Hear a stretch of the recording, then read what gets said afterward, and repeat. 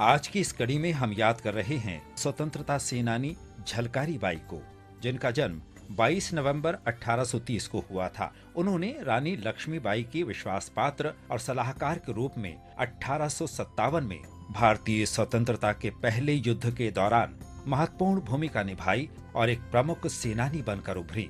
झलकारी का जन्म झांसी के निकट भोजला गांव में सदोबा सिंह और जमुना देवी के घर हुआ था। झलकारी पाठशाला तो नहीं गईं, लेकिन उन्हें बचपन से ही हथियार चलाने और घुड़सवारी का पाठ पढ़ाया गया था। झांसी के घर घर में उनकी वीरता के किस्से प्रसिद्ध थे। कहा जाता है कि एक बार जब डाकुओं ने गांव में डाका डालने का प्रयास किया तो झलकारी ने अकेले ही उन्हें भगा दिया। ये भी कहा जाता है कि जब एक बार जंगल में बाघ ने उन पर हमला करने की कोशिश की तो उन्होंने अपनी कुल्हाड़ी से उसे मार डाला। रानी लक्ष्मीबाई ने झांसी किले में एक उत्सव समारोह के दौरान झलकारी को देखा तो उनमें अपने जैसी समानताएं देखकर हैरान रह गईं। जब रानी को झलकारी की बहादुरी के कारनामों के बारे में बताया गया तो उन्होंने तुरंत उन्हें सेना की महिला शाखा में शामिल कर लिया। 1858 में जब ब्रिटिश फील्ड मार्शल ह्यू हेनरी रोज ने झांसी पर हमला किया तो रानी लक्ष्मीबाई ने अपने 4000 सैनिकों के साथ अपने किले से ब्रिटिश सेना का मुकाबला किया, लेकिन उन्हें अपने ही कमांडर ने धोखा दिया, जिससे उनकी हार निश्चित हो गई। अपने सेनापतियों की सलाह पर लक्ष्मीबाई घोड़े पर सवार होकर चुपचाप झांसी से निकल गईं। झलकारी बाई भेष बदलकर जनरल रोज के शिविर के लिए निकली और खुद को रानी घोषित कर दिया।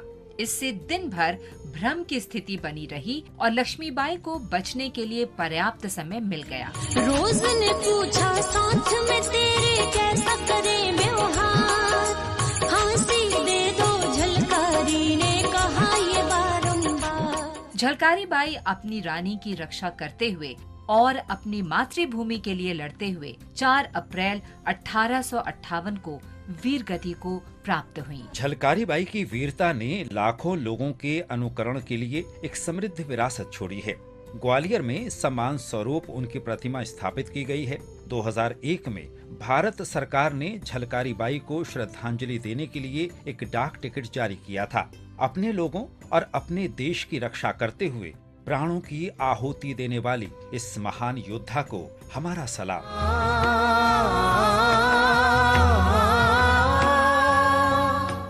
आज हम राष्ट्रवादी शांति घोष की जयंती भी मनाते हैं, जिनका जन्म 22 नवंबर 1916 को पश्चिम बंगाल के कोलकाता में हुआ था। शांति घोष कोमिला में छात्री संघ की संस्थापक सदस्य थीं और क्रांतिकारी संगठन जुगंतर पार्टी में शामिल हो गई थीं। 16 वर्षीय शांति घोष अपनी हम उम्र सुनीति चौधरी के साथ 14 दिसंबर 1931 को कोमिला के जिला magistrate Charles Jeffrey Buckland Stevens को क्रिसमस से पहले कैंडी और चॉकलेट पेश करने के बहाने उनके कार्यालय गईं।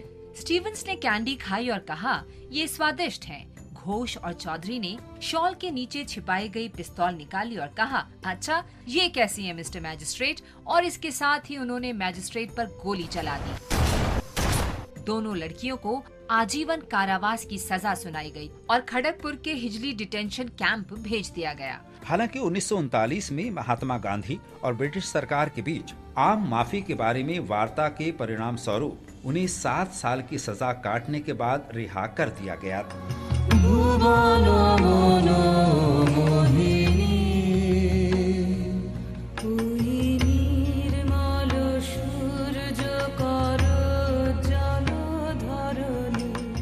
अपनी रिहाई के बाद घोष ने बंगाली महिला कॉलेज में दाखिला लिया और राजनीति में शामिल हो गयीं। वे 1952 से 1962 और 1967 से 1968 तक पश्चिम बंगाल विधान परिषद की सदस्य रहीं। वे 1962 से 1964 तक पश्चिम बंगाल विधानसभा की सदस्य रहीं। शांति घोष 1989 में अपनी मृत्यु तक देश की भलाई के लिए काम करती रहीं। हम इस महान देशभक्त को सलाम करते हैं।